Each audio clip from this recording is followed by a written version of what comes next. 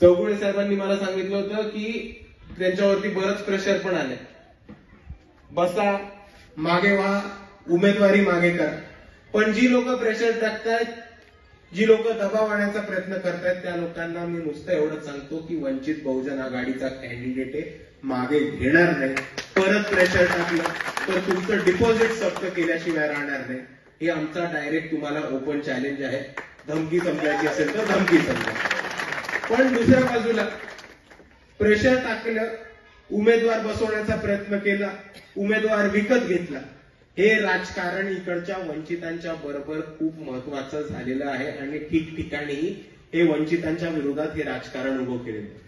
आपल्याला एक महत्वाची संधी आलेली आहे की हातकणंगले नगर परिषदेचं अध्यक्षपद हे एससी राखीव झालेलं आहे आणि आपली खूप चांगला चान्स आहे आणि आपली जिंकायची खूप चांगली परिस्थिती आहे. म्हणूनच आपल्या कॅन्डिडेटवरती प्रेशर आणि दबाव यंत्रणा वापरतायत त्यांना उमेदवारी मागे घ्यायला.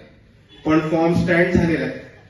वंचित बहुजन आघाडी मैदानामध्ये उतरलेली आहे. आमचे कॅन्डिडेट सुद्धा सक्षम आहेत आणि काहीही झालं तरी वंचित बहुजन आघाडी पूर्ण ताकदीने निवडणुकीला उतरणार, लढणार आणि जिंकण्याचा पूर्ण प्रयत्न करणार. हे मी आपल्या सर्वांना इथे उभं राहून आश्वासन देतो.